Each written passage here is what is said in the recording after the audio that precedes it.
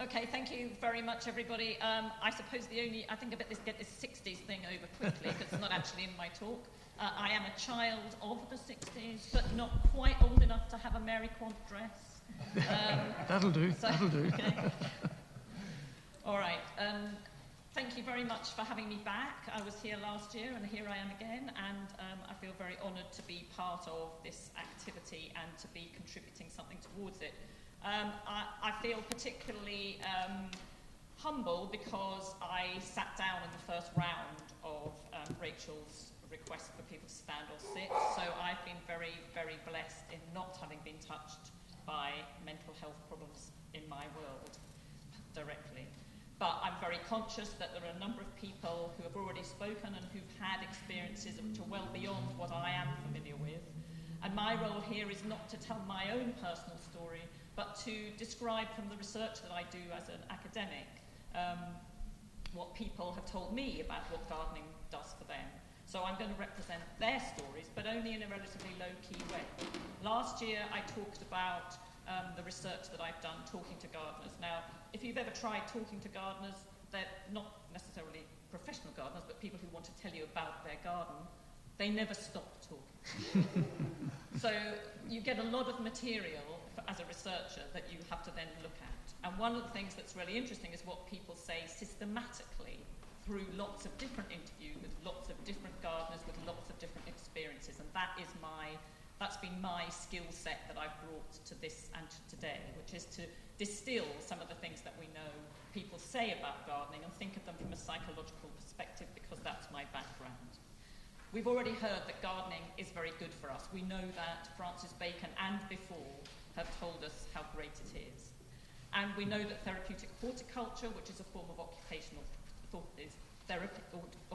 therapy, engages individuals in purposeful occupation in order to help them manage challenging situations, personal stressors, and issues of marginalisation and so on. So the stories that I'm just going to refer to here, next slide please, give rise to a set of consistent themes which relate to psychological meaning that are attached to gardening by them. So these themes, and these are the kinds of things that people say, which highlights exactly what people have already mentioned today about it being therapeutic when you're at a loss or you're not able to cope. You don't have a way of doing it, but you can go out in the garden and it will cure you. So I'm going to talk about the three themes. And the quotes I'm going to use to illustrate these themes are coming from my own research, but also work by, sorry, we can just move on to the next bit, I think. To the issues of research that's been done by Joe Sempic, also a well-known researcher in the area of therapeutic horticulture. So I want to talk just briefly about these psychological impacts of gardening, and hopefully they'll help explain why people get such benefit from them. And these themes are identity, relationships, and escape. Now, some of these will be very, very familiar, either to you directly or to people that you're aware of. So a person's total identity, and I know there are psychologists in the audience, so I'm just doing a very brief comment about what identity comes from the social, the interpersonal, and the individual aspects of your experience. And it includes personality, it includes beliefs and behaviours. And people seek to maintain and construct their identity, which can be threatened by change. So if we could just move to the next slide. So life events, whether that's a mental illness, whether it's death of a loved one, whether it's a traumatic event of another kind, can affect people's ability to maintain their sense of identity. What Rachel was saying, she didn't feel that she was herself, really, that some part of her that was difficult to get hold of. And the garden is a means of expressing an identity. So when you have your own garden, you can express your identity through your garden. Plants you put in, the way that you organise it, how you use it with your friends, and so on. But it also, again, as Rachel mentioned, it provides a way of being an agent, being active in your own development and your own sense of what you want to achieve. And making something your own in that way, having control of it, increases self-esteem. Go to the next slide, please. And self-esteem, we know, is something that is very, very badly affected by out of a job, not having a good experience, not having enough money, all sorts of reasons that you might have low self-esteem, not having done well at school, being stressed by exams, and so on. So the sense of what identity can give you, which is that it gives you something personal that is yours, but it also gives you something to do. So I like being the one who provides. But self-esteem, and the next one, please. It becomes part of you, the garden. But sense of self-esteem is very important. Where it's very low, coming into the garden, as we've already heard, can make quite a big difference, and it can lift your mood. And the processes of gardening provide an opportunity to be in control, to be effective, to do things for other people that you haven't necessarily been able to do for yourself. Working with, the other thing about gardening and gardening projects is that people are working in a role as a gardener, so they're able to take on another identity rather than necessarily one that they're familiar with. But they're also engaging with other people. So in gardening projects, people are working alongside other members of the community who are in the garden, whether that's in the prison, whether that's in the community garden, wherever that might be. And that's a really valuable part of the process. But the other important relationship, and I think, again, we've had reference to it very briefly, but emphasize the importance of it, is the relationship with nature. So the relationship with nature is absolutely critical to this. So part of it is about people, and part of it is about nature. So we just have the next slide. So the relationships are about people in the garden and the space in the garden that provides an opportunity to think about people, and it's also a place to commemorate your own past and your present. But it's also a way of getting in touch with nature. So the garden itself is related to the person, my mother, my grandfather, and as Brendan has pointed out, you know, those people can be the people who gave you gardening as a negative experience. We can all remember doing ghastly chores in the garden, and if we get back to it, that's great. But it's that it gives you twice as much back. So the relationship is that something comes from the garden. It's not just you taking something to the garden. So it's a two-way relationship, and it's that people find psychologically meaningful. That's not just a kind of activity, a physical activity. It's the connection of the mind and the body. So the next slide, please. So some of this comes from the beauty of nature, that capacity to go out, to be engaged in nature, to be in touch with it, just to feel it around you. It's undemanding. Intellectually, it's undemanding. It doesn't expect a lot of you when you go out into your garden. You might feel it does, but effectively it's not there doing it. But there's lots going on that you can attend to that doesn't make any demand of you. At the same time, it can ask for your help. It can need your help to keep things under control.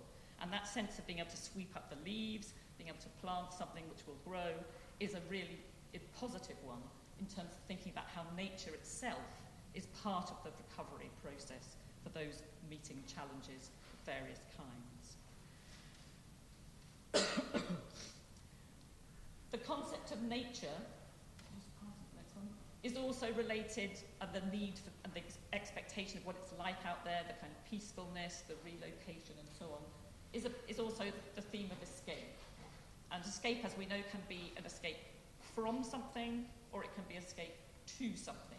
And the garden provides an opportunity for both of those things, the kind of separation from the pressures, the stresses, wherever they might arise, allows people the time and the space to maintain their identity in the face of threats to their identity.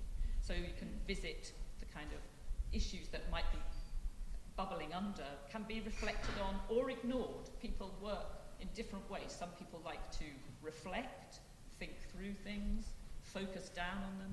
Other people like to just let their minds go blank. I'm a blank mind gardener. I think the blankness of mind is a highly underrated aim. When somebody says to you, what are you thinking about, and you literally aren't thinking of anything, my husband doesn't really believe that I cannot think of anything. And I'm an academic, so it's probably not something I should admit in public. So the escape and the separation allows people that space to kind of maintain themselves in a way that they can manage at that time.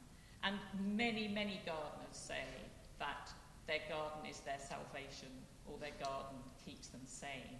And that was the title of my talk last year, actually. And I think we hear immediately from what people are saying that this is something that is really true for people. And these, in most cases, all the gardeners that I've spoken to may or may not have had mental health issues in the past. But nevertheless, everybody who is in their garden refers to these kinds of things. So we all have pressures that we like to escape from. So nature's time, the switch from daily pressures to nature's time, the physicality of being in the sunshine that Rachel described in her lovely description of being in her own garden and feeling the sun on her, makes the garden a totally different world. And it's that switching from, if you like, the 21st century to the past in some way, that kind of biophilic nation, that it really does make a difference. And I think we should remember, given what Jim was saying earlier, is that it's not just for adults. This is not just for adults. This is really important for children too. We know the gradient, the evidence is that children who don't have access to green spaces, and that's obviously related to other things like income and social status and where they live and so on, that they are significantly affected by the lack of green spaces, and which provide opportunities to let off steam or simply engage in activities which are less stressful. And we know that children who have access to green spaces do have lower stress levels and become less distracted, less attention wandering and so on. And of course the Duchess of Cambridge focused on this in her garden for Chelsea this year, about the need for children to have access to outdoor spaces, and many schools are now putting in place forest schools and forest opportunities and natural spaces. So if schools can do it, so can we. So we must remember that it's for everybody, older people, younger people, people in prison, people who don't have access to those spaces. It's very important. So I'm going to come to the last thing, because we just were saying, why is this? We're talking about the body-mind balance, but we also have what I call psychophysiological, which comes under my kind of, terminology, which is, this is really how you do things that make you feel relaxed. So what is it that's making you feel relaxed physiologically? We know, just switch into the next one. I can provide the slides if anybody wants to see them. Just move on to the next one up.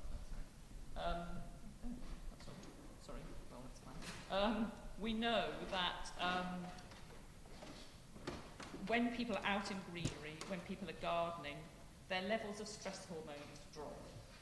So measured from before they went in to when they come out, there is a change over time between how much stress hormone people are generating when they've been in the garden. But that can extend to, as we know, a green view. So having a green view from your hospital bed improves the rate of recovery. Really simple things that we can do. It also lifts your mood. Now, whether that's directly related to the lowering of stress hormones is a separate issue. But the stress hormone level goes down, people's mood goes up. And you don't need long. Short exposure works. Micro exposure works for these kinds of effects. So there is a physiological change which is helping to reinforce that sense of well-being that comes from being in the garden. So just to end now, because I'm conscious we've been listening to a number of talks and I don't want to repeat what other people have been saying. I suppose that the evidence is incredibly strong. Anecdotal evidence from us all who think about gardening, obviously not Brendan, but his son enjoys it, he's able to appreciate that. We know that the garden is a place and gardening a means for people to express their identity and construct and reconstruct that identity, to build their self-esteem and their sense of self-efficacy, their agency, their capacity to do things and feel that they've achieved things. However they get there, whether they came there at their own accord or whether they joined a program or an intervention scheme or worked in their community garden, the contact with nature is definitely restorative, and theoretical approaches look at this kind of concept of restoration. and it's associated with better psychological and physical well-being for an enormous range of people. And visiting gardens, you don't have to be gardening, you can be in the garden, you can be sitting with your cup of tea. So the relationship with nature is, I think, the thing that I want to take away today that will underpins this request or this emphasis on trying to use the spaces we have for opportunities for people who don't manage to get access to those spaces or have opportunities to be brought into the really restorative environment that churches, gardens, church spaces and gardens in those spaces, as well as everywhere else, can provide. And I think we are blessed, those of us who have access to a garden, but we should be opening them up as much as we can to a wider audience. Thank you very much.